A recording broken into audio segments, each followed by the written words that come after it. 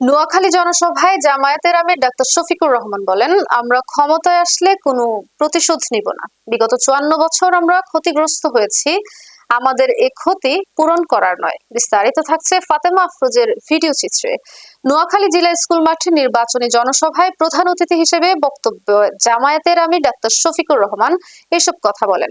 এ সময় আরো বক্তব্য রাখেন সহকারী secretary general ATM Masum, Noakhali জেলা জামায়াতের আমির খন্দকার ইসহাক, শিবিরের আন্তর্জাতিক বিষয়ক সম্পাদক মোহতাসেম বিল্লাহ সাহেদী, ঢাকা বিশ্ববিদ্যালয়ের ভিপি সাদেক কাইয়ুম, সাধারণ সম্পাদক মাওলানা বুরহান উদ্দিন, এনসিপির মুখ্য সমন্বয়ক হান্নান মাসুদ ও 11 দলীয় জোটের নেতৃবৃন্দ।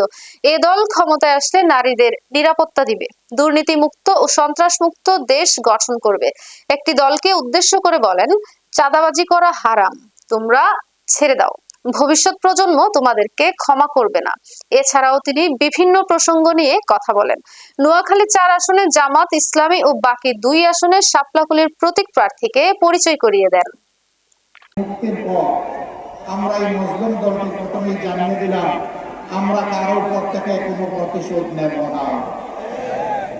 আমরা আমাদের কথা আলহামদুলিল্লাহ রক্ষা করেছি।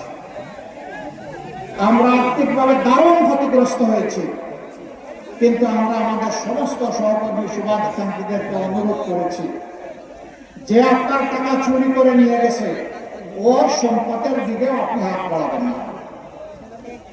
আমরা চাঁদাবাজি করি নাই আপনারা সাথে।